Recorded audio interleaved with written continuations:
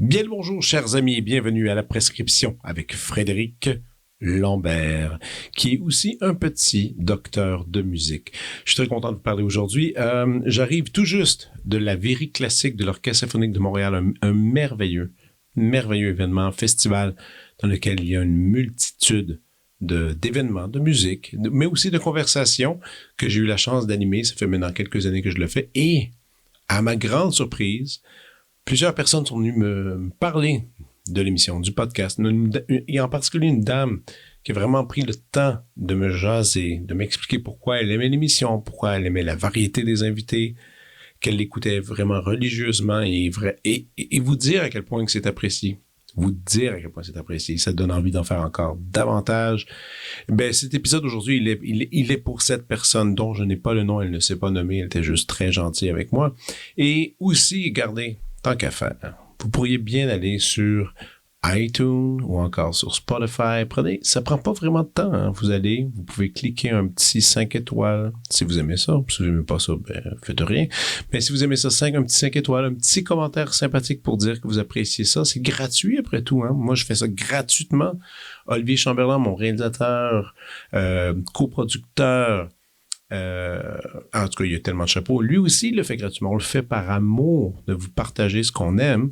Donc, un petit like, ça fait toujours du bien. Un petit j'aime, comme on pourrait dire en français. Ou encore sur les réseaux sociaux, sur Instagram ou sur Facebook. Suivez-nous, on a plein de petits trucs à vous partager. Entre autres, on vous partage les prescriptions avec précision de chacun de nos invités. Ça, en soi, c'est quand même agréable. Et aujourd'hui, c'est un invité que j'avais très, très hâte de vous partager. Un artiste visuel, comme souvent je le mentionne à l'émission, moi et ma conjointe, la merveilleuse Annie Guénette, musicienne, violoniste, nous avons cette habitude d'acheter une œuvre québécoise, une œuvre visuelle québécoise par année pour notre maison, pour agrémenter. Et quand la COVID a éclaté, oui, évidemment, nos moyens économiques étaient plus petits, mais on a réussi à serrer, à aller gratter quelques sous. Et on a trouvé une œuvre qui était parfaite pour la maison. Et je vais m'en souvenir tout le temps de ce moment-là, alors que c'était un peu interdit, dangereux de rencontrer les gens. Et j'avais pris la peine d'aller rencontrer cet artiste avec qui j'ai eu le plaisir de discuter de son œuvre, mais aussi de ses idées. Le seul et unique Emmanuel Laflamme. Emmanuel Laflamme est un artiste multidisciplinaire autodidacte.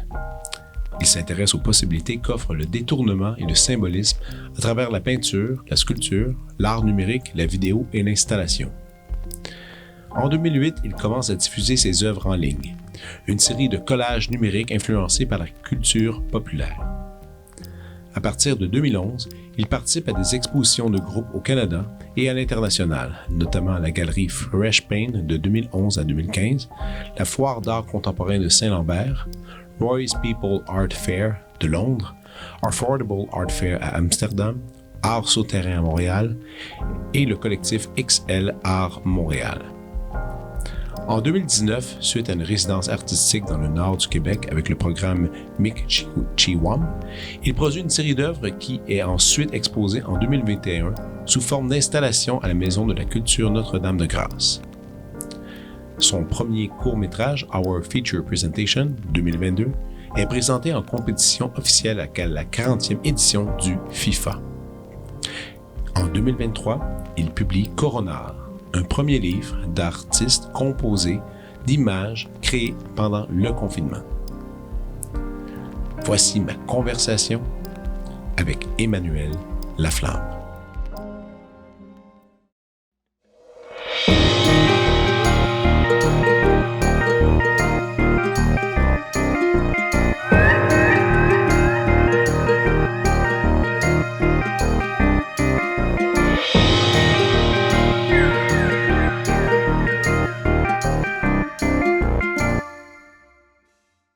Tu veux faire un test avec moi pour voir si Ouais, il y en a qui aiment ça, il y en a qui aiment pas ça. J'ai des écouteurs pour toi. Je vais l'essayer. Si tu veux. Moi, je suis surtout là pour... si je les mets, c'est pour m'assurer que tout le contenu sonne bien, tout ça. Ouais, ils s'ajustent pas. OK. Ouais, ils sont un peu plates pour ça. Attends une minute. Je peux te donner du son un peu plus comme ça. Est-ce que tu m'entends bien? Moi, je t'entends très bien. Ouais, OK. Ouais. Même que, attends une minute, je vais en chercher un peu plus. Pardon un peu? OK. Oh yeah. Ça va bien. Oui. Okay. Écoute, ça fait longtemps qu'on s'est pas vu quand même. Ouais. Tu sais, ça fait... écoute, la dernière fois qu'on s'est vu,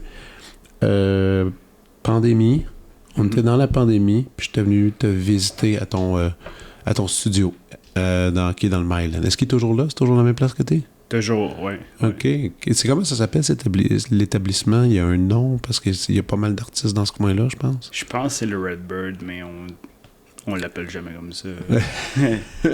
Puis, moi, en tout cas, la petite histoire, quand même, j'aime mieux le dire, c'est que moi, comme je dis souvent, avec ma blonde, une fois par année, on s'achète un truc, c'est une œuvre d'art d'un artiste. On aime ça faire ça, c'est une habitude. Et pendant la pandémie, les galeries étaient moins ouvertes, tout ça. Et là, je lisais la presse, puis il y avait eu un super article sur toi dans la presse.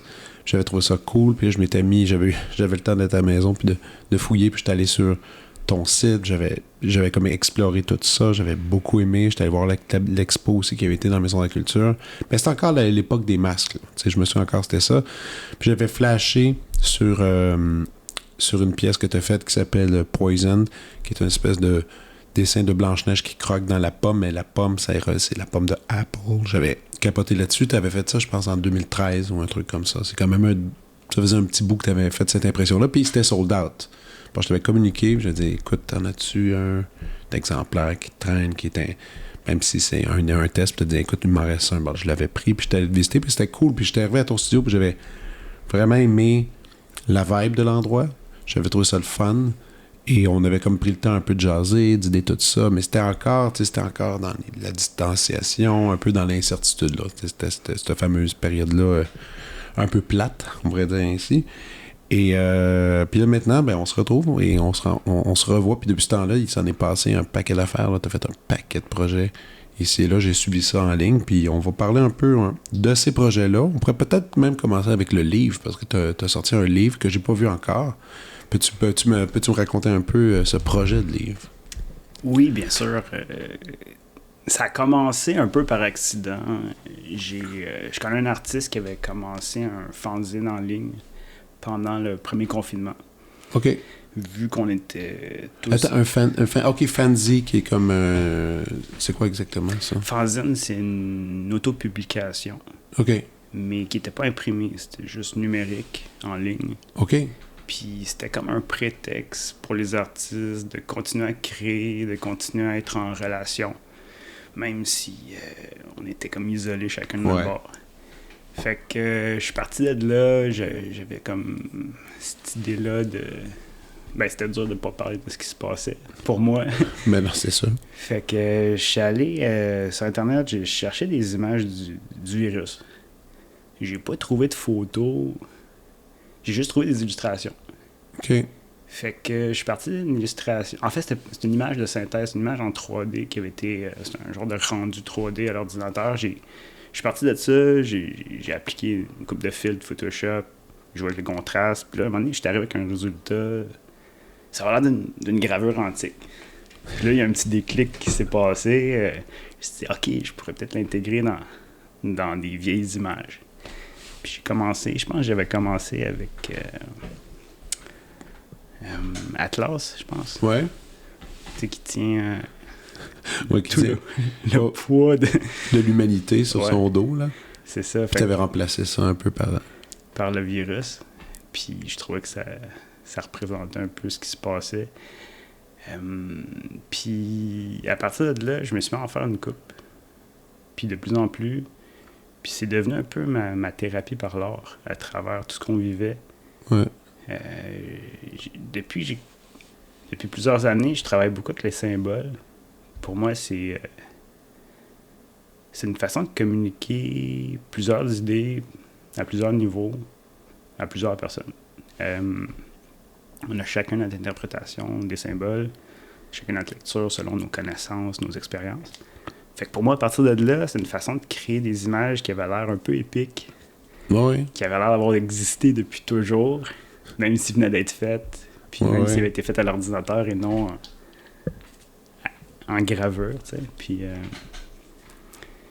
fait que ça a été ça le point de départ, puis là, je me suis mis à en faire plein, puis je trouvais ça intéressant de voir comment les gens réagissaient en ligne. On était dans un climat où est-ce que c'était très noir ou blanc, beaucoup de division, beaucoup de... Peu de conciliation ou même d'écoute, de perspectives différentes. C'était très difficile de dialoguer avec les gens. Puis j'ai essayé quelques reprises, puis à travers des questions, je posais des questions, puis de voir les réactions, tu sais, cette tranchée au couteau, juste même parce que je posais des questions. Je m'intriguais, tu sais, je me questionnais sur ce qui se passait. Fait que là, je me suis dit, OK, peut-être les mots, c'est pas la meilleure façon d'aborder le sujet. Puis, justement, à travers cette série-là, j'ai vu comment toutes sortes de gens ont réagi de toutes sortes de façons par rapport aux images. Puis, connaissant certaines personnes, je savais qu'ils pensaient pas les mêmes choses sur ce qui se passait, mais je les voyais interagir, je les voyais commenter, même des fois échanger. Puis, j'étais comme, wow, tu sais, il y a un potentiel pour l'art de créer un point de rencontre. Ou est-ce que les médias sociaux peuvent devenir parfois, même souvent, un espace un peu toxique? Ou est-ce que... Extrêmement toxique, selon moi. C'est vrai. J'essayais de... Mais je dirais plus des bulles. Tu sais, ça crée des bulles de pensée. Ouais. Tu penses, parce qu'il y a 4-5 personnes qui pensent comme toi, tu penses que l'humanité est de ton bord. Tu sais. Exact. Puis d'un bord comme de l'autre. Tu sais.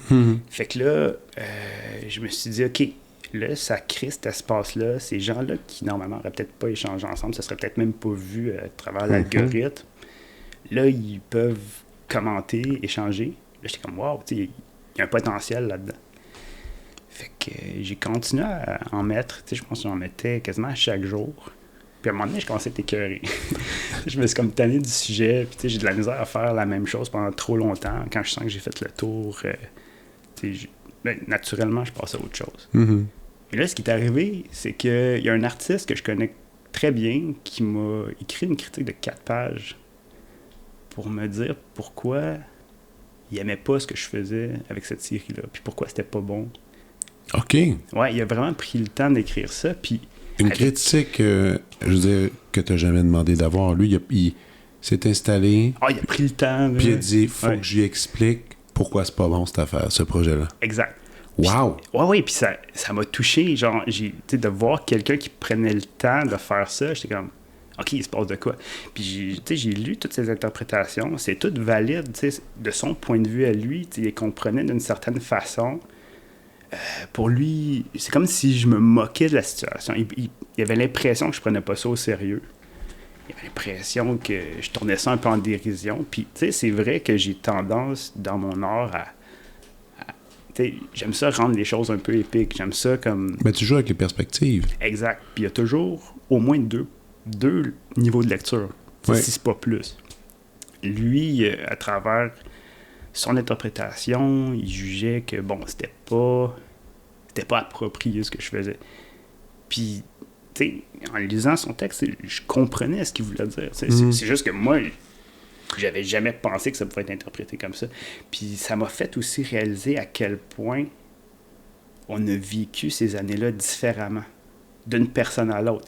Puis même si lui aussi c'est un artiste, lui aussi, bon, on a peut-être un style de vie un peu semblable, par rapport à ce qu'on fait, nos responsabilités ou peu importe, il a vécu ça totalement différent. Fait que là, ça m'a vraiment allumé là-dessus, tu sais, puis on dirait que ça l'a donné ça m'a démontré encore plus l'importance de ce que je faisais avec cette série-là.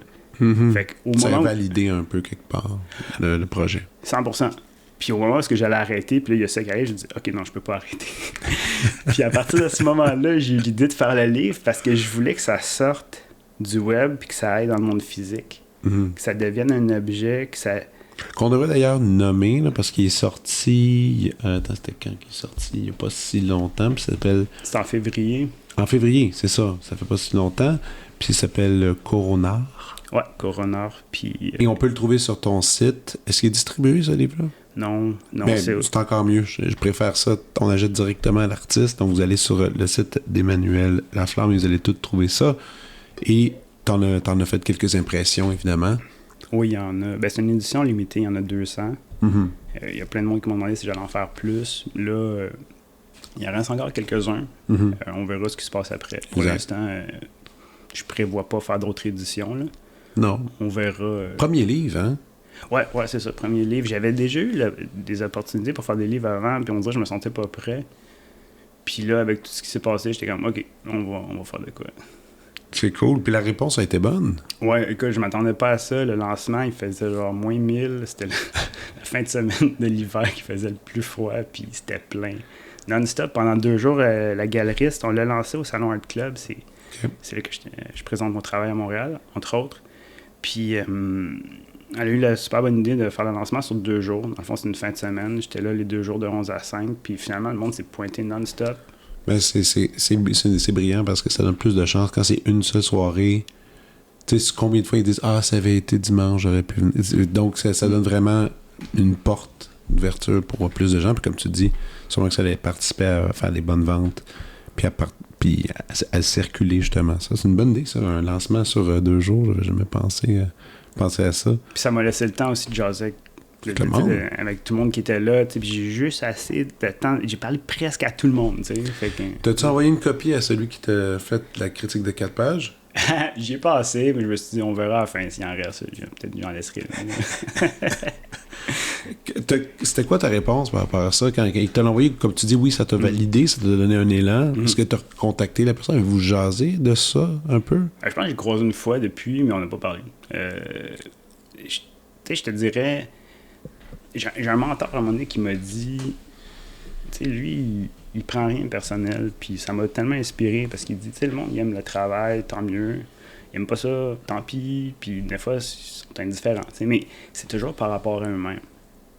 Il ne prend jamais personnel. Il dit, le monde, ils réagissent par rapport à leur expérience, par rapport à leur parcours. Leur personne, ouais. Puis à ce moment-là, moi, ça m'a permis de me détacher beaucoup de l'opinion des autres. T'sais, c'est sûr que ça me touche quand quelqu'un répond au travail. Ça me touche quand quelqu'un a une réaction viscérale à l'œuvre, puis je vois qu'il y a un coup de cœur ou il y a une réponse. C'est sûr, j'adore ça. Oui. Quand la personne n'aime pas ça, j'aime ça comprendre pourquoi. J'aime ça comprendre d'où la personne arrive, pourquoi elle réagit comme ça. Puis souvent, ça me touche autant parce que là, ça me permet aussi de comprendre c'est qui cette personne-là, puis pourquoi... Oui, parce qu'il y a des œuvres qui peuvent déranger une œuvre.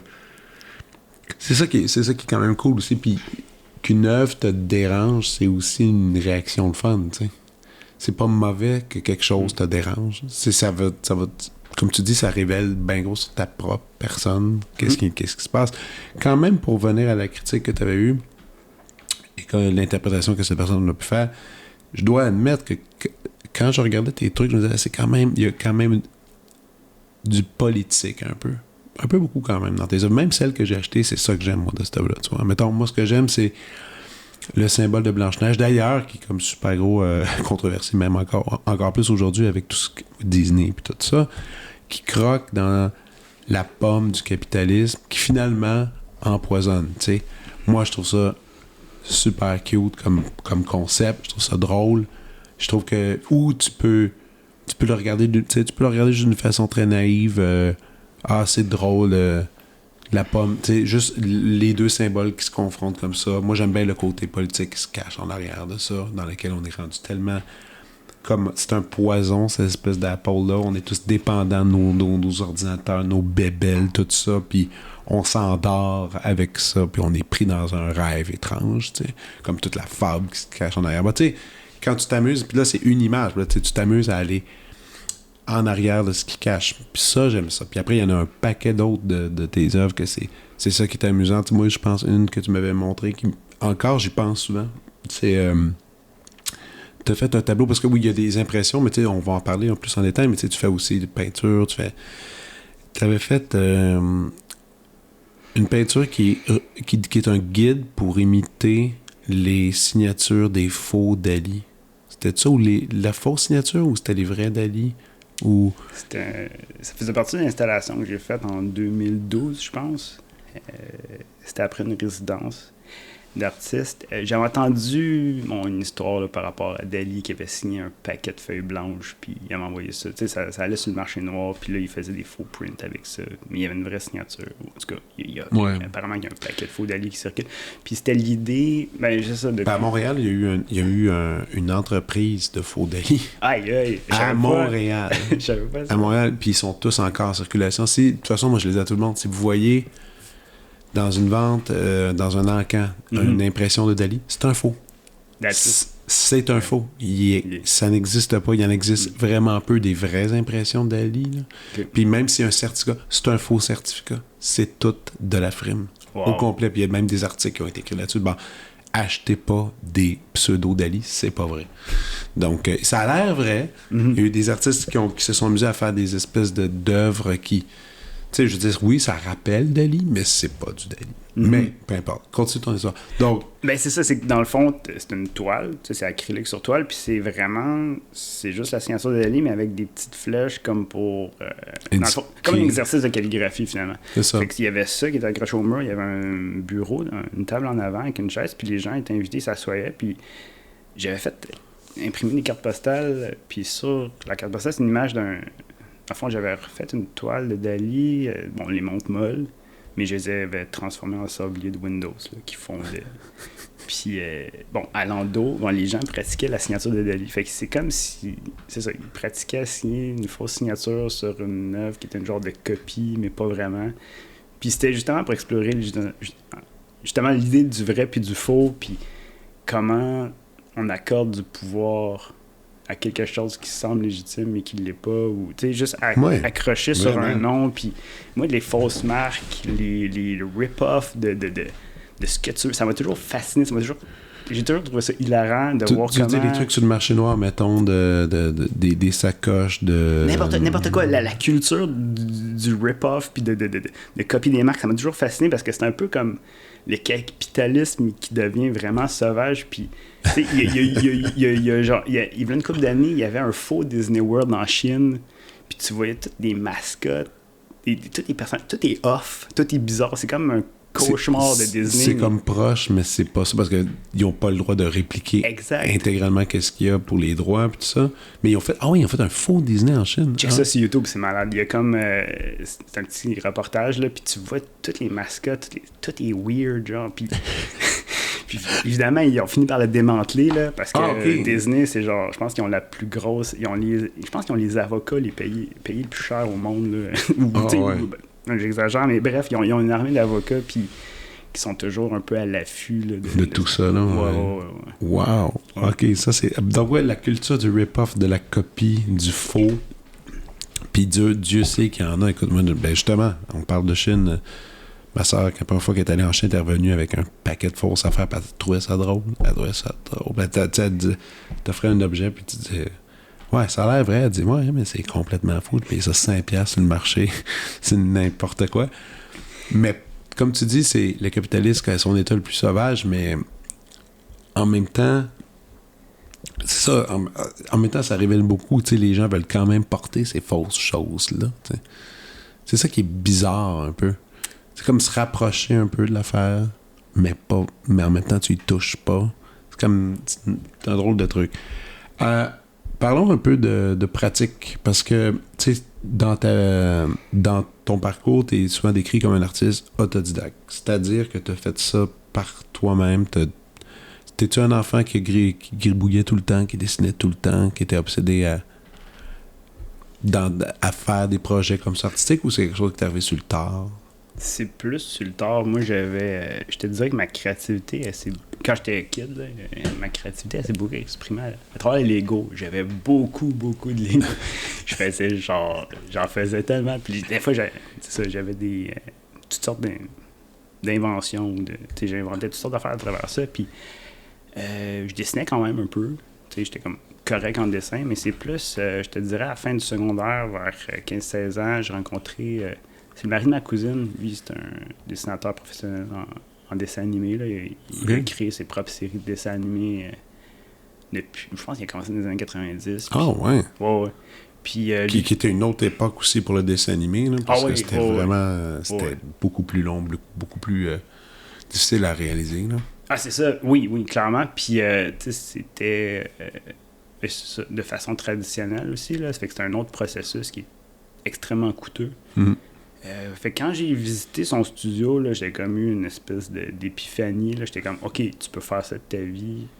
J'ai le goût de faire ça moi aussi. Puis à partir de ce moment-là, il y a un déclic qui s'est fait. Puis lui puis son frère étaient autodidactes aussi. Fait qu'il m'a suggéré une couple de livres à étudier. Puis j'ai fait ça pendant à peu près 2 ans.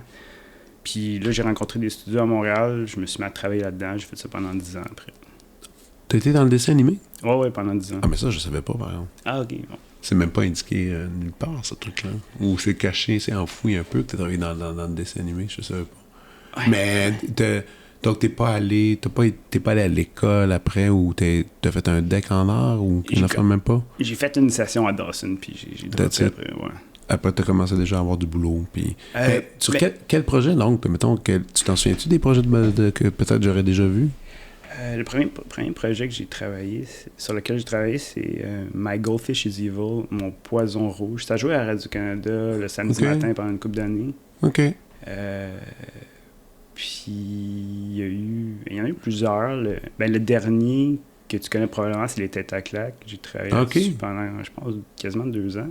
Oh, oui, OK. Ouais. Dans Les Têtes à claques. Les 2 dernières saisons. Mais qu'est-ce que tu faisais dans Les Têtes à claques? J'ai travaillé ses personnages, ses décors. OK. Ouais, c'est ça. Mais mettons, les dessins animés, justement, tu disais que c'était coûteux dans cette époque-là. Ouais. Donc, tu l'as connu, cette époque-là, coûteuse. Mettons, c'était fait à la main. Ouais. Mais même aujourd'hui, c'est encore coûteux, peu importe le moyen. Oui. Mais quand je disais ça, je pensais le dessin animé traditionnel. Donc, tu sais, les fameux image par image, là. Ouais. Puis ça, c'est la première série, mon Poison Rouge, c'était là-dessus. Je travaillais, c'était traditionnel, donc je travaillais sur une table d'animation avec le disque, puis je dessinais des personnages. Wow. Ouais.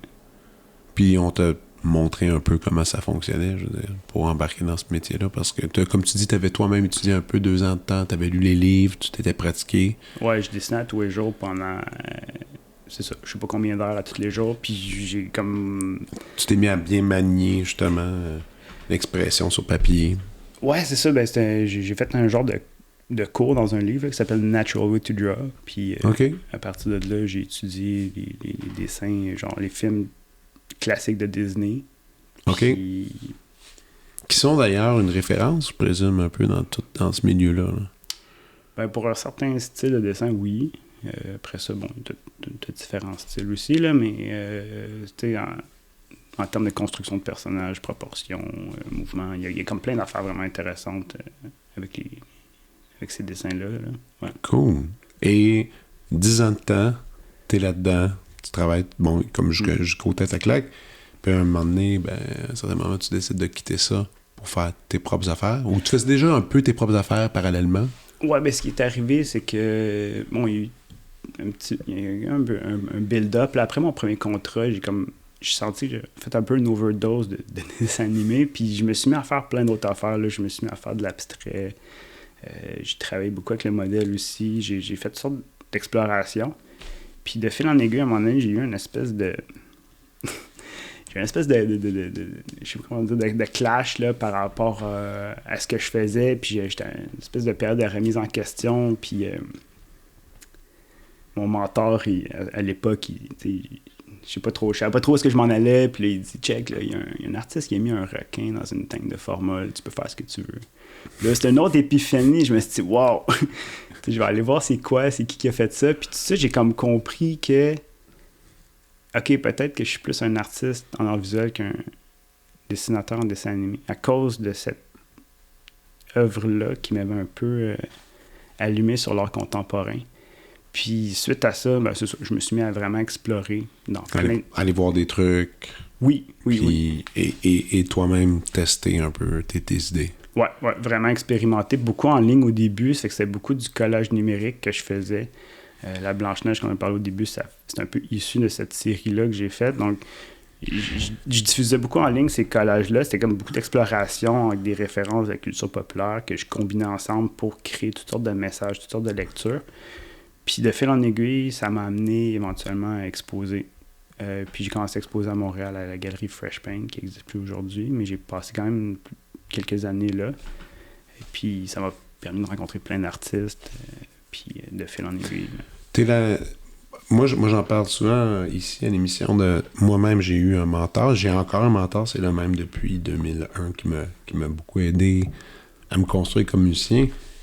Et t'es la première personne en 80 quelques épisodes qui mentionne son mentor, qu'il y avait quelqu'un qui était là comme pour le guider. T'as-tu le droit de le nommer ou tu veux pas le nommer? Tu préfères pas? J'ai même pas pensé à ça. Je suis comme curieux. Ouais? Ouais. C'est qui t'a comme donné des conseils? Il s'appelle Christian Tremblay. OK. Puis lui et son frère Yvon, c'est ça, ils ont fait toutes sortes de projets en dessin animé. OK. Ah, ça, c'est le frère... C'est le mari de ma cousine. Le mari de ta cousine. C'est lui qui t'a vraiment comme aidé à te définir. Je te dirais, c'est une de mes influences. Là. Il y en a eu d'autres. Là. J'ai rencontré d'autres artistes aussi qui m'ont guidé à différents niveaux. Là. Mais ouais. C'est cool, ça, d'avoir quelqu'un avec qui tu peux connecter, justement, puis discuter, puis qui te guide un peu. Ça, moi, j'ai eu le privilège d'avoir ça dans ma vie, là.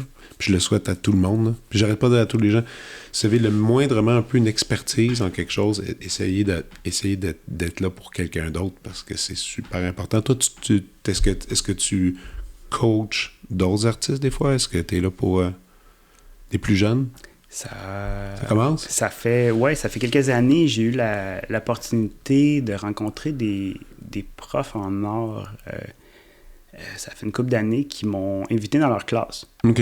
Et puis, à cause de mon parcours, à cause du type d'œuvre que je fais, puis on dit, OK, je pense que tu vas aller chercher plus nos gars aussi, là, à cause de ton approche, puis tout. Fait que je suis allé dans leur classe, j'ai parlé de mon travail, j'ai parlé de mon parcours, on a fait un atelier de création, puis ça a super bien été. Puis après ça, j'ai découvert le programme culture à l'école.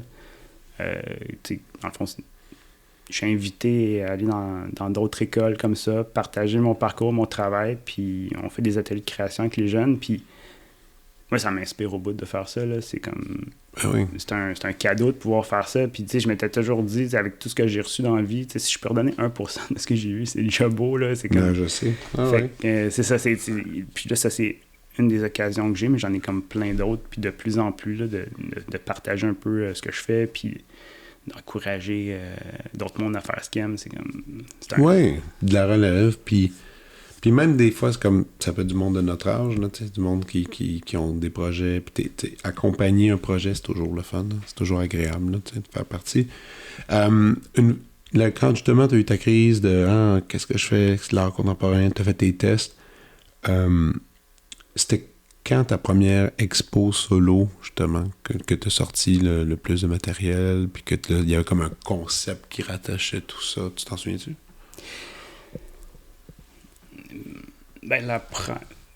Si on dit vraiment une expo solo qui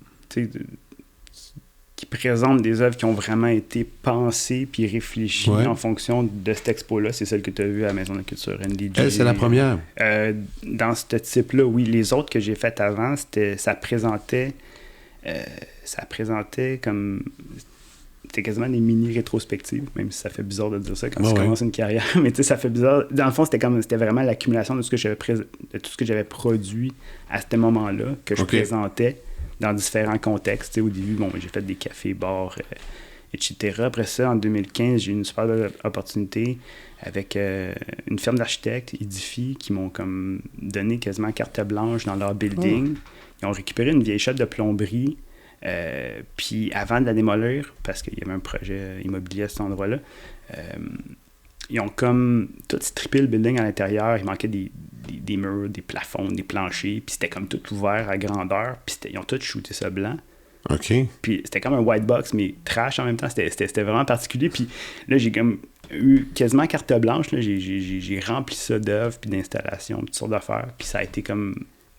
vraiment une belle opportunité. Parlons de ça, justement, l'installation. Parce que ça me fait rire. Tu sais, quand tu as dit, on peut prendre un requin, puis on peut l'exposer comme ça. Quand on va sur ton site, on voit justement, il y a beaucoup de catégories d'art. Il y a les tableaux, il y a les prints, évidemment, il y a le livre qui est là. Puis il y a l'idée d'installation. Ça, c'est venu plus tard aussi. Non, ça a commencé avec ça, dans le fond. Ah oui? Ouais, C'était surtout ça? La première expo de groupe que j'ai participé, c'était à Gary Fresh Paint en 2011, puis c'était une expo qui présentait, je pense, quasiment juste des installations. OK. Puis là, à ce moment-là, j'ai présenté une grosse peinture de Mickey Mouse, puis la face d'un jeu d'art, là, fait que les gens pouvaient tirer des fléchettes dans sa face. Ouais. Puis le fond de l'œuvre, c'était tous des croquis de Disney, justement, des personnages que j'avais pratiqués, étudiés. Fait que là, les gens y arrivaient, bon, ils étaient comme pas, au début, ils étaient pas sûrs, ils tiraient des fléchettes dans la face. Ils étaient comme, je vais pas tuer Mickey Mouse. Mais là, j'expliquais, je dis, check, moi, j'ai passé, genre, je sais pas combien d'heures à dessiner ces personnages que tu vois en arrière-plan. Puis l'idée de répéter le geste, de viser une cible, pour moi, c'était comme une façon de faire revivre aux gens l'idée dans le fond, de s'accrocher à un rêve, de s'accrocher à une idée, puis d'essayer de viser dans le mille. Puis à travers un geste répété, dans mon cas, c'était la répétition, de pratiquer à dessiner les personnages. Bon, mais là, tu essaies de viser dans le mille, en ayant cet objectif-là en tête. Fait que ça racontait un peu le parcours qui m'avait amené jusqu'à ce moment-là. Puis fait que ça a vraiment commencé avec une installation, dans le fond, un peu... Puis à partir de cette exposition-là, j'ai rencontré plein d'autres artistes, puis ça a fait un peu... Boule de neige. Ouais, c'est... En musique, moi, je te parle de mon expérience, d'année en année, c'est de plus en plus difficile, parce que les disques vendent plus. Là, la vraie compétition, c'est de faire des shows. Voilà, tout le monde se lance pour essayer de faire des shows, attraper des gigs. Donc, ça se ressent, les Spotify donnent pas de droit, etc. On sait tous l'histoire. Moi, je suis curieux de savoir ta perspective de l'art visuel. Moi, de l'extérieur, j'ai l'impression que l'art visuel va super bien. Il se développe de plus en plus, puis qu'il y a comme une économie, peut-être à cause d'Internet, à cause que tout devient irréel. Tu sais, mettons, les films, on n'a plus de DVD. Les disques, ça n'existe plus. Mais de l'art, ça reste encore un objet. Tu sais, c'est un objet que, dans mon cas, j'aime beaucoup posséder, tout ça. Il y en a plein comme ça. Et j'ai comme l'impression que ça va... Ça l'augmente en ce moment. Les gens commencent à réaliser l'importance d'avoir un objet. Qu'un objet, c'est...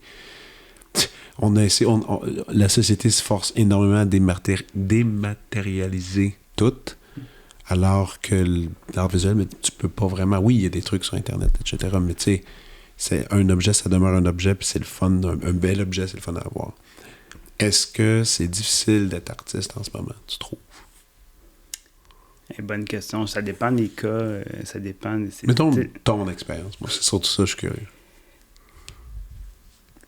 J'ai la chance, puis le privilège, puis la joie d'avoir tellement d'opportunités, des opportunités de plus en plus variées.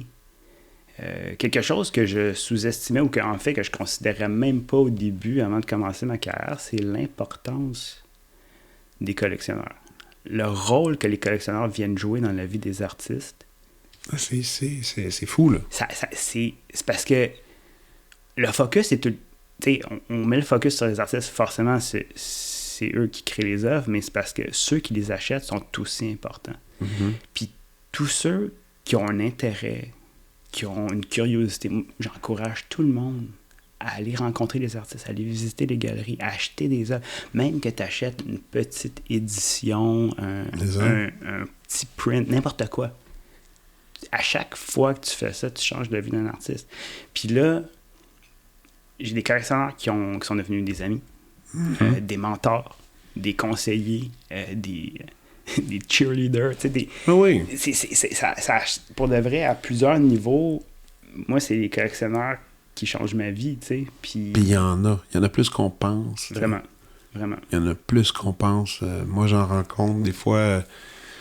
Ben, tu sais, t'as fait t'avais offert des impressions pour Parlez-moi d'amour, l'espèce de levée de fonds, justement, qui se fait à chaque année, une espèce d'encan. Mm-hmm. Puis quand tu vas à cette soirée-là, c'est hallucinant, là, c'est beaucoup de collectionneurs qui sont là. Mm-hmm. C'est tous des gens qui ont vraiment un amour, là, justement, de de ce genre d'événement, mais aussi de rencontrer l'artiste, de discuter avec lui. Il y avait un moment donné, quelqu'un me racontait, je sais plus c'est quoi son nom, c'est un des plus gros, c'est un homme, c'est un professeur au primaire, je sais pas si tu avais entendu parler, il y avait un reportage qui a été fait là-dessus. C'est un monsieur, je pense, dans, peut-être pas Saguenay, je sais pas dans quel coin, peut-être Victo, je sais pas. Mais c'est un monsieur qui, lui, il était professeur au primaire, puis il me dit, moi, mes vacances, c'est de m'acheter une œuvre par année. Wow. Puis il dit, je sors pas, je fais mon affaire, j'économise, puis il dit, je prends le temps, je vais rencontrer les artistes. Puis il y a comme une collection qui a aucun bon sens. Puis tu sais, il a acheté, au début, il disait, ouais, au début, j'achetais des classiques, des gros noms, parce que je connaissais pas trop ça. Puis à un moment donné, à force d'y aller, là, il faisait des bêtes. Tu sais, je pense qu'il a acheté justement des œuvres, dans les premières œuvres de Marc Séguin quand il était pas connu, là, tu sais. Exemple. Tu sais. Mais lui, et puis là, il va vers ça. Puis aujourd'hui, il y a une espèce de truc qui va pouvoir. Je pense qu'il est question qu'ils vont tous prendre ses œuvres et les mettre dans un musée pour une collection permanente parce qu'il y a comme des sacrés morceaux. Il faudrait que je retrouve le nom du monsieur, mais collectionneur qui n'a pas d'allure. Tu sais. Okay. Mais ça, c'est quelqu'un d'important. Tu sais. Ouais. Quelqu'un d'important. Puis lui, il y a un thrill aussi de son bar. Là, d'avoir été là dans les débuts d'un artiste que tu spots, que tu aimes bien. Tu sais. C'est une drogue. Ceux qui collectionnent, là, j'en vois, là, c'est comme. Sont accros, puis tu sais, il y a quand même une espèce de quête aussi de la nouveauté ou de la nouvelle façon de s'exprimer ou quelque chose c'est quoi qu'est-ce qui est le plus juste en ce moment, qu'est-ce qui reflète le plus notre époque ou qu'est-ce qui se passe en ce moment, puis il y a une espèce de quête de ça, puis c'est sans fin parce que forcément, tu sais, le contexte change, évolue, puis on passe d'un paradigme à un autre, puis fait qu'il y a toujours des nouvelles œuvres qui vont refléter une nouvelle réalité en quelque part. Tu sais. Absolument. Puis c'est très coûteux. Dans mon cas, évidemment, moi, j'ai pas des gros moyens. Bon, on y va avec ma blonde, moi, on y va doucement. Mais il y a des gens, justement, qui peuvent se permettre d'aller loin là-dedans. Toi, est-ce que t'en as un peu à la maison? Ah, j'en ai trop, là. Sérieux? Ouais, j'ai commencé c'est quoi, en 2012, j'ai acheté une toile, un portrait d'une amie. Bon, cette amie-là, c'est Sandra Chevrier. Okay. Elle a une carrière, depuis ce temps-là, elle a connu une carrière qui a quand même... Qui va bien, là? Ouais, on va se le dire. Puis, tu sais, même sur le coup, tu sais, c'est la première œuvre que j'achetais, puis là, j'étais comme... hey, ça faisait pas de sens, mais il me fallait cette œuvre-là. C'était plus fort que moi, il fallait que je l'achète. Fait que j'étais comme, je peux pas vivre avec. Je l'ai acheté, tu sais. Puis après ça, bon, de fil en aiguille, j'ai rencontré plein d'artistes. Des fois, il y a des artistes, il y a des crushs, là, on se rencontre, fait comme, oh, j'adore trop ton travail. Fait que là, on fait des échanges. Ouais. L'échange d'œuvres, ça, c'est comme... Ça, c'est fun. C'est génial, parce que là, ça m'a aidé aussi à grossir ma collection comme ça. Fait que j'en ai quand même fait plusieurs échanges. Puis sinon, ben oui, j'ai acheté comme toutes sortes de choses. Surtout des éditions, parce que c'est ça que je peux me permettre d'acheter quand j'achète. Sinon, c'est ça. Il y a toutes sortes de circonstances qui m'ont amené à découvrir des artistes ou des œuvres que là, j'étais comme, OK, j'ai besoin de ça. Ouais, puis c'est super excitant dans le milieu de l'édition, justement, de voir tous les modèles économiques qui se font. Là. Moi, il y en avait un, je sais pas si je t'en avais parlé, que j'ai acheté 2 éditions, puis lui, il est vraiment le fun comme concept, c'est qu'il fait...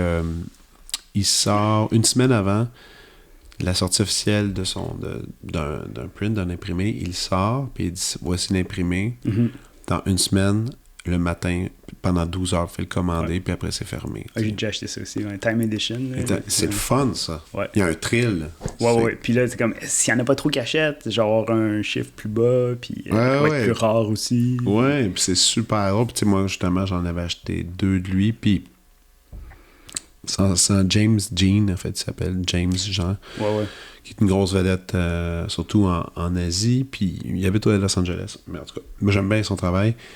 Puis, tu sais, ça n'avait pas coûté très cher. Puis là, aujourd'hui, je regarde les reventes, puis je suis comme, wow, c'est comme 10 fois le prix. Je suis comme, mon Dieu Seigneur, tu gardes ça de côté. Moi, je les trouve, en fait, je veux même pas les vendre parce que je les trouve super beaux. Tu sais, c'est comme drôle, mais puis, oui, c'est sûr qu'il y a une économie qui s'installe, mais ça, c'est important. Souvent, je le dis aux gens, fais attention, pense pas comme ça, non plus. C'est la pire façon d'acheter, selon moi, là, parce que si tu penses à la valeur monétaire, t'apprécies plus la valeur artistique de l'œuvre. Exact. Tu vois le signe, c'est comme, non, c'est...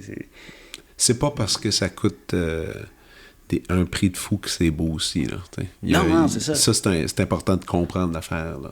Il faut vraiment juste que tu l'aimes profondément puis que t'ailles vers ça. T'sais, une œuvre peut coûter 200$, mais si tu l'aimes, puis sa valeur est là, puis point final. Là, t'as fait un film aussi. Oui. Que j'ai pas vu, qui a été présenté au FIFA l'année dernière, si je me trompe pas. En 2021. 2021. Mais ça dit 2022 ici. Ah, excuse-moi, 2022, ouais. Premier court-métrage, ouais. Our Feature Presentation, ouais. qui était pour la compétition officielle de la 40e édition du FIFA. Là, donc là, t'es vraiment en train de cocher toutes les formes d'art, là, tranquillement. Là. C'est pas pire. Et on peut te parler un peu de ce film-là, si tu veux bien, parce que il a été réalisé, créé, je présume, pendant la pandémie aussi.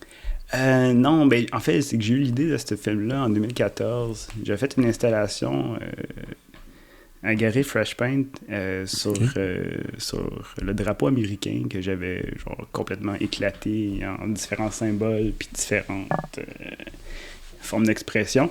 Puis j'avais cette idée-là de projeter une vidéo sur l'assassinat de JFK dans ce contexte-là. Puis là, finalement, il y a trop de stock. Je pouvais pas comme tout faire ce que je voulais. Fait que j'ai comme juste mis cette idée-là de côté. Elle a comme macéré ou mûri pendant 7 ans, genre. Puis là, quand j'ai fait mon expo à Maison de la Culture, le concept de l'expo, c'est une salle de cinéma. Okay. Puis c'était inspiré d'un livre qui m'a quand même habité pendant une couple d'années. Dans le fond, l'auteur, il revisite l'allégorie de la caverne de Platon. OK. Puis ça devient l'allégorie de la salle de cinéma. Donc c'est juste une version moderne... mais ça fonctionne quelque part. Modernisé là, de cette histoire-là. Le livre, c'est Butterflies Are Free to Fly. Puis c'est une espèce d'accumulation ou de mélange de plein de références sur différentes conceptions de la réalité, puis comment en observant la réalité, on peut la transformer ou quel rôle on joue en tant qu'observateur. Ouais. Puis moi, je suis parti de cette idée-là, puis il y avait toute une série d'œuvres que j'avais faites en résidence. Je suis allé dans le nord du Québec, sur le bord de la baie James, avec le programme Mookcham. Okay. Je faisais dans un village cri. Puis je donnais des cours d'art. Puis aussi, dans le fond, avec les jeunes, on a monté une expo. Puis en parallèle, je faisais des nouvelles œuvres. Puis j'ai accumulé plein de concepts, plein d'idées à ce moment-là. Entre autres, avec la lecture de ce livre-là. Puis là, j'étais vraiment dans un trip à ce moment-là. Puis j'ai accumulé toutes ces œuvres-là. Puis là, on avait booké une expo à Maison de la Culture. Finalement, il s'est passé plein d'affaires en 2020. Puis les années qui ont suivi, ça a reporté l'exposition. Puis là, c'est ça. Quand on est venu pour monter l'expo, je me suis dit, OK, j'ai le goût de faire la salle de cinéma. On arrive, c'est vraiment, il y a un écran, il y a des rideaux, puis les œuvres sont tout alentour de la salle, puis il y a un film qui est projeté. Ça me prenait un film. Là, je vais faire ce film-là. C'est l'idée que j'avais eue 7 ans plus tôt. Puis je me suis juste assis un matin, puis j'ai commencé à faire du montage. Puis j'avais téléchargé plein de discours de présidents américains, toutes sortes de séquences vidéo épiques, iconiques, la course à la Lune, des séquences de guerre, mais aussi des trucs de fiction, des extraits de films de Kubrick. Mélangés un peu ensemble. Capricorn One, toutes sortes d'affaires. J'ai tout mis ça ensemble, puis je l'ai travaillé comme un collage. Je l'ai travaillé comme je travaille les mash-ups, l'art numérique que je fais, ou la peinture, ou la sculpture. L'idée de prendre des éléments qui n'ont pas d'affaires ensemble. J'ai mis ensemble, puis je regarde qu'est-ce que ça donne. C'est quoi le contraste? Qu'est-ce que le contraste va créer dans l'esprit de la personne qui observe? Toujours dans l'idée que il y a plusieurs niveaux de lecture. C'est jamais comme une affaire. Il y a toujours comme plein de façons de l'interpréter. Fait que le film fonctionne, c'est 2 écrans qui jouent en parallèle, puis différentes séquences qui s'alternent. Puis c'est toujours la rencontre de ces séquences-là qui crée l'œuvre ou l'idée de l'œuvre à travers ce film-là. Puis j'ai tellement trippé à faire ça, j'en ai fait un deuxième. OK. Le deuxième, il n'a pas joué encore nulle part, il a été refusé partout à date. Je collectionne les refus, mais c'est pas grave, ça fait partie du processus. Il va jouer en quelque part à un moment donné. Là, mais là, c'est ça. C'est comme une nouvelle façon de m'exprimer que j'ai découvert à travers la vidéo qui fit super bien parce que j'aime raconter des histoires, j'aime faire vivre une espèce de crescendo d'émotions à travers une séquence d'images.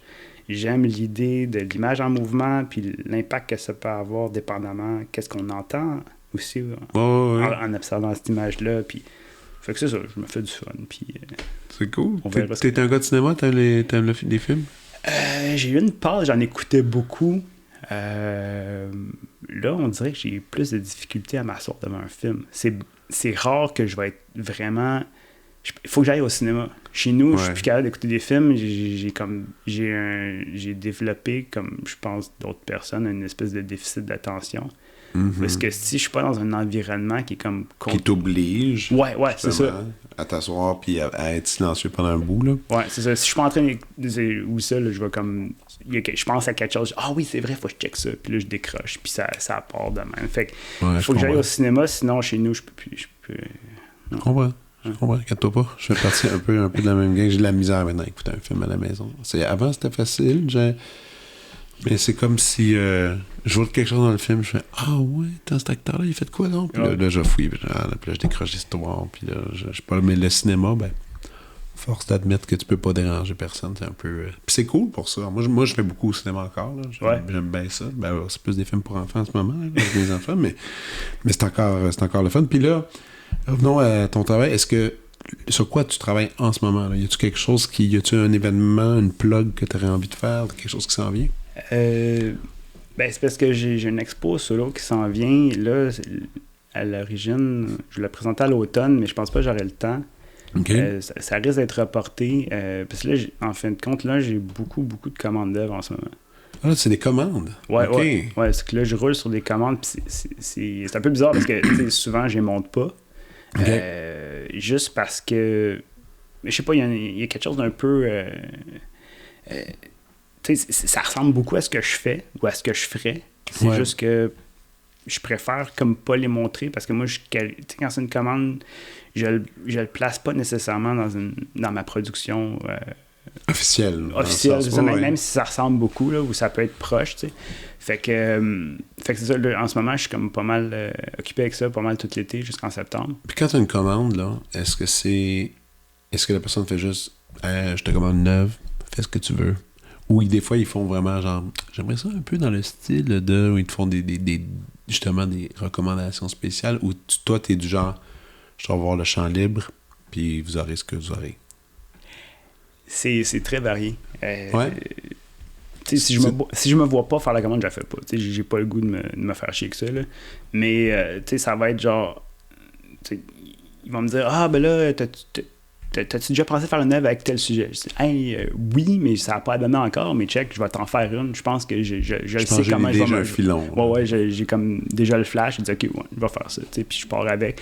Des fois, je monte une maquette avant d'aller plus loin, mais comme 99% du temps, c'est comme, OK, cool, OK, vas-y. Puis je pars avec ça. Est-ce qu'il y a une forme d'art, un média, une façon de faire que tu n'as pas touché, que tu as hâte d'essayer ou que tu souhaites essayer? Oui, depuis que j'ai commencé, à la base, moi, j'ai appris l'art parce que je vais faire des dessins animés. Je vais faire mes propres dessins animés. Là, quand j'ai catché que ça coûtait vraiment cher puis c'est compliqué, j'ai fait d'autres choses. C'est que je me dis, un jour, peut-être, j'aimerais ça faire mon propre dessin animé. Je sais pas quelle forme ça prendrait, puis ça va... aussi quand je vais avoir l'idée qui fit avec le médium. Moi, je travaille toujours avec ça, dans le fond. Faut que la meilleure expression de l'idée soit avec ce médium-là pour que je l'utilise. Sinon, je vais faire autre chose. C'est pour ça que j'ai fait un livre, c'est pour ça que j'ai fait un film, c'est parce que c'était la meilleure façon de montrer l'idée. Fait qu'un jour, si j'ai une idée qui fit avec un dessin animé, c'est sûr que je fais un dessin animé. Ah oui, OK. Puis si j'ai une idée avec un jeu vidéo, je vais faire un jeu vidéo parce que j'ai aussi fait un petit arrêt en jeu vidéo à un moment donné. OK. Fait que ça, c'est un autre médium qui me fascine complètement parce que justement, ça répond un peu à ce que j'aime ça correspond un peu à ce que j'aime de l'installation, l'idée d'impliquer l'observateur le plus possible dans le jeu vidéo. Tu donnes l'occasion à l'observateur de carrément se commettre dans l'œuvre. Fait que là, tu peux aller vraiment loin avec ça. Fait qu'un jour aussi... T'es-tu gamer un peu? Je l'ai déjà été, mais ça fait longtemps. J'étais un peu gamer nostalgique, on va dire. Là. Fait que, les vieux jeux. Les vieux classiques, là, GoldenEye. T'as-tu essayé les VR un peu? Les trucs de 3... Un peu, pas beaucoup. Tu sais, au début, quand ça commençait, puis j'avais été un peu...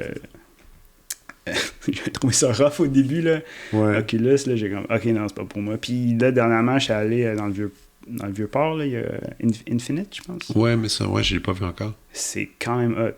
Pour de Ah vrai, ouais, là, hein? ouais, c'est un trip. C'est un trip. Si t'es fan juste d'espace ou même juste curieux, là, c'est vraiment une belle expérience. C'est où donc c'est présenté, ça? C'est pas loin du centre des sciences, je pense. Infinite. Ouais. C'est avec la NASA, puis c'est un studio montréalais, Félix et Paul, qui a comme... Ah oui, Space Explorer à côté... Ah, c'est pas à côté du musée des sciences?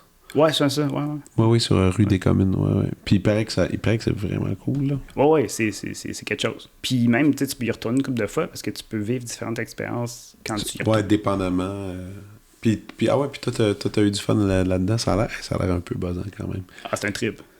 Ça donne... Moi, ça me donne mal au cœur, ça affaire. Mais, Ouais, mais pour de vrai, là, où est-ce que c'est rendu, je te disais, moi, j'étais pas sûr au début, là, mais où est-ce que c'est rendu le niveau de... C'est que ça... C'est assez à s'y méprendre, en fait. Il n'y a pas de délai. Fait que c'est le délai souvent qui crée la nausée ou qui peut l'inconfort. Parce que t'es comme, qu'est-ce qui se passe? C'est bien... Mais il n'y a plus ça. Fait que je te le dis, ça dure, je pense, 45 minutes. Après ça, tu finis, tu t'assois, tu relaxes un peu, puis après, ça se passe bien. c'est très smooth, très smooth. Ouais. Ah mon Dieu, puis il y a même des enfants qui peuvent y aller. Eh boy, je viens de trouver une sortie pour la famille. Ça va être bien amusant, ça, dans l'espace et tout ça. Hey, écoute, on va passer maintenant à la prescription.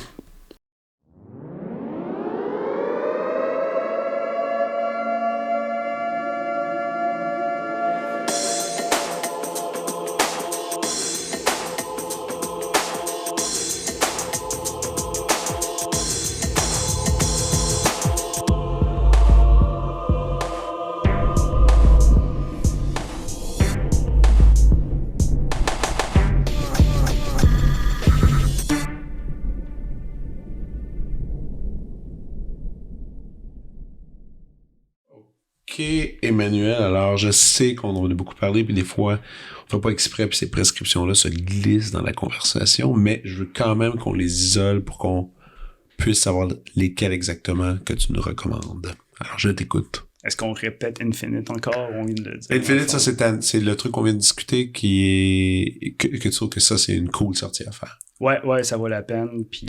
Mais résume quand même le projet, parce que c'est une expérience... de casque justement VR dans lequel ça dure 45 minutes puis qu'on est dans l'espace. C'est-tu juste ça ou... Quand ça commence, c'est qu'il y a comme... c'est une espèce... Ils ont comme reconstitué virtuellement la station spatiale. OK. Puis là, tu te déplaces là-dedans puis il y a des espèces de bulles de lumière.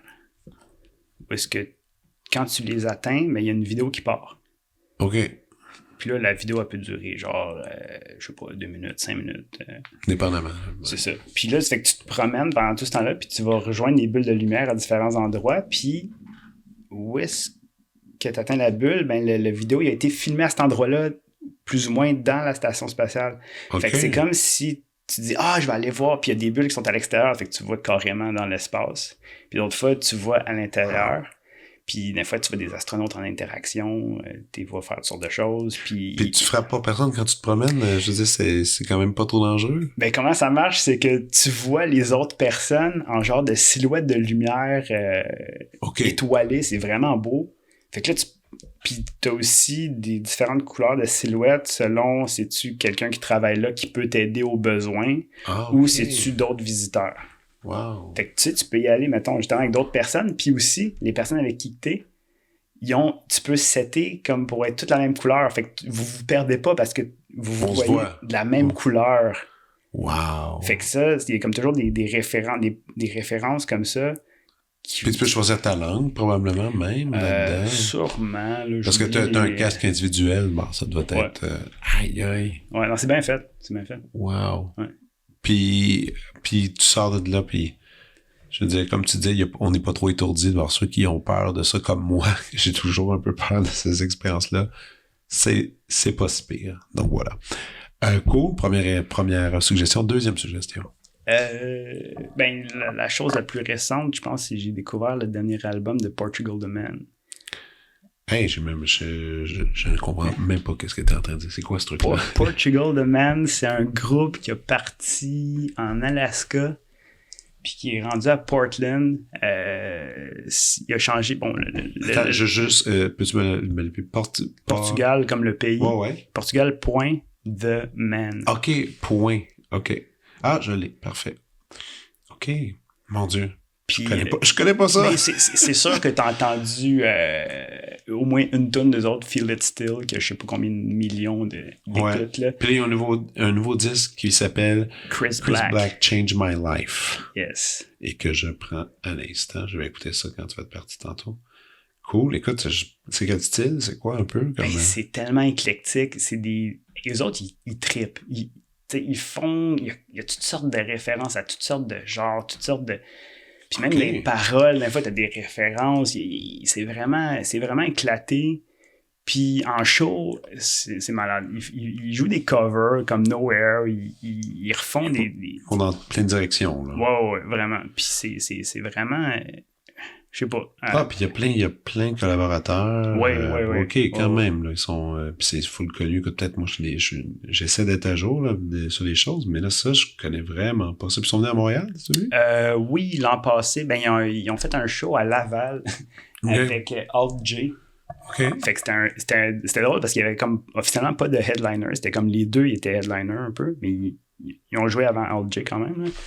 Mais ouais, c'est malade, ça. Ouais. Okay, ils vont jouer à Montréal, je pense qu'ils viennent en novembre. OK, en novembre? Ouais. On va checker ça. Ouais. Écoute, parce que moi, je trouve ça assez intéressant. Qu'est-ce qui se passe avec Laval? Tu sais, de plus en plus, ils ont comme des espèces de super shows qui arrêtent juste là, ils viennent même pas à Montréal. Ouais. Comme il y a eu le Smile, là, le nouveau Smile, band. ouais. Ils sont allés là, ils sont pas venus ici. C'est fou, là. Mais je pense que c'est à cause de la grosseur de la salle, c'est une espèce d'entre-deux. T'es pas dans le Centre Bell, mais t'es pas MTLUS non plus. C'est quand même assez gros. Je sais plus c'est combien de places. Capacité, là, moi non plus, je sais pas, mais c'est quand même pas pire, ça. T'aimes ça aller voir des shows? Ouais, j'adore. Ah ouais? Oh, ouais, c'est par passe, là. Ah ouais. Mais en novembre, moi, j'ai Portugal, il y a Carquois. OK, ben ouais. Puis le retour. Ben oui. Le fameux retour. Vraiment. Puis Anya Rani aussi, qui est un autre coup de cœur, là. Anya qui? Anya Rani. C'est Anya H-A-N-I-A. H-A-N-I-A. Écoute. C'est une pianiste, je pense, qui est polonaise. OK. Moi, j'ai découvert ça, c'était quoi? Ça fait une couple d'années. Une tune, c'était juste instrumental au piano. OK. Puis ça m'a tellement habité, ça m'a tellement accroché. Depuis ce temps-là, j'ai comme suivi, puis sa carrière a complètement explosé. Tu me dirais-tu, mettons, son album Esja? Il y a Esja, puis il y a On Giacometti. Ouais. Qui est plus récent. Ouais. C'est quoi que t'écoutes, toi, surtout? Il y en a pas tant que ça. Il y a 3 albums. Bon, je peux tous les écouter. J'aime beaucoup ces perfos live, pour de vrai. Okay. Là, si tu vas sur YouTube, il y a une couple de performances live qui sont hallucinantes. OK. Puis ta voix, justement, travailler ses boucles, puis comment elle était comme assise entre 3 pianos, puis elle a comme un vraiment beau setup. Et venant à Montréal l'été passé. Ah oui, festival de jazz, genre, un truc comme ça? Ouais, elle avait joué au Jésus, c'était magique. Puis là, ça revient... Elle revient à Montréal? Ouais, là, je sais plus c'est quelle salle, mais bref. Tu vas aller voir ça. Ouais. Puis c'est de la musique... Justement, de la musique comme ça, un peu instrumentale, c'est-tu quelque chose que tu mets en background, justement, en arrière-plan quand tu crées? Ben oui, 100%. Ouais. Elle chante aussi, là, de plus en plus. Mais, instrumental ou avec... Même avec des paroles aussi, ça dérange pas trop, là. Ah, des fois, j'écoute juste des podcasts aussi, là. Ouais, en travaillant. Ça dépend du projet, justement, ce que je fais, tu sais. Des fois, je suis juste parti sur un truc, puis je peux mettre n'importe quoi, du blabla, ça me dérange pas. OK. Bon, regarde, excellent. Est-ce que tu as d'autres choses à proposer? Écoute, si des fois il y a quelque chose qui pop dans la tête, moi je dis à tout le monde, je dis toujours 3 à 5 trucs, mais si vous n'avez plus, vous pouvez le faire. Là. Ouais, ben là, je te donne la musique, du VR. Je peux pas donner d'art visuel. Là. Évidemment. Mais j'ai le goût de parler de mon ami Stanley Février, qui est un artiste que j'admire beaucoup. Sa carrière connaît une ascension fulgurante, c'est le moins c'est le moins que je puisse dire, là. Mais tu sais, ça fait tellement d'années que je le connais, puis je l'ai connu tu sais, depuis genre, c'est quoi, 2008, 2009, je sais pas trop. Puis c'est grâce à lui que j'ai eu ma première résidence d'artiste en 2012. Puis lui, il est comme... il a toujours fait ce qu'il voulait. Il a toujours fait les choses à sa façon. Puis en ce moment, il y a une expo à la Galerie Division. OK. C'est... En ce moment? En ce moment? Ouais. Attends, je vais voir quand ça se termine pour que les gens puissent avoir le temps d'y aller. Il y a des belles expos à la Galerie Division. Moi, j'aime bien ce qu'ils font. Tellement. C'est original, puis... oui, OK, voilà. Exposition. Puis il faut quand même se dépêcher parce que ça va assez vite. Là, il y a l'exposition, groupe exhibition Volupté. Ouais, en entrant, t'as l'expo de groupe, puis après ça, c'est Stanley. Après, c'est Stanley février. Hurlement, le nom d'exposition, qui est là jusqu'au 2 septembre. Et tu dirais, ah oui, écoute, je le connais même pas. C'est fou. Là. Ouais, tu vas découvrir de quoi, mon gars? Ah ouais, hein? Ouais, c'est du travail. C'est intense. C'est très engagé. C'est... Très varié aussi, là. Je vois des bouts d'images, là. C'est très... On peut aller dans le dessin. Autant qu'après, c'est plus conceptuel. Ouais. Abstrait, il va vraiment dans plein de directions. Ah, sa pratique est super riche, puis tu sais, c'est... Écoute, tu pourrais m'en parler longtemps. Ouais, non, c'est ça, là, je me retiens un peu, là, mais ouais. Mais OK, je vais dire sur son travail. OK, mais écoute, Stanley février, on va définitivement aller découvrir ça. C'est vraiment intéressant. J'aime ça, des nouveaux artistes, j'adore ça. Cool. Puis sinon, on clôture comme ça? Parfait. Excellent. Hey, merci. J'étais vraiment content qu'enfin on ait réussi à se voir. C'est toujours un peu compliqué avec mes horaires, tes horaires, ben, surtout mes horaires, je vais le dire ici, avec la vie de famille, puis enregistrer, c'est pas évident. Mais merci, puis on s'en fait ça un jour. Hey, merci à toi, c'est bien apprécié. Cool. Vous venez d'écouter La Prescription avec Dr. Fred Lambert. À l'animation, Frédéric Lambert. Réalisation, montage, recherche et bons conseils, Olivier Chamberlain. Au logo, Joël Vaudreuil. La musique, le groupe Crabe. Jérôme Minière, Philippe B., Ben Chemy, Guillaume Beaulieu et Vincent Vertefeuille. Merci d'avoir été à l'écoute et à bientôt.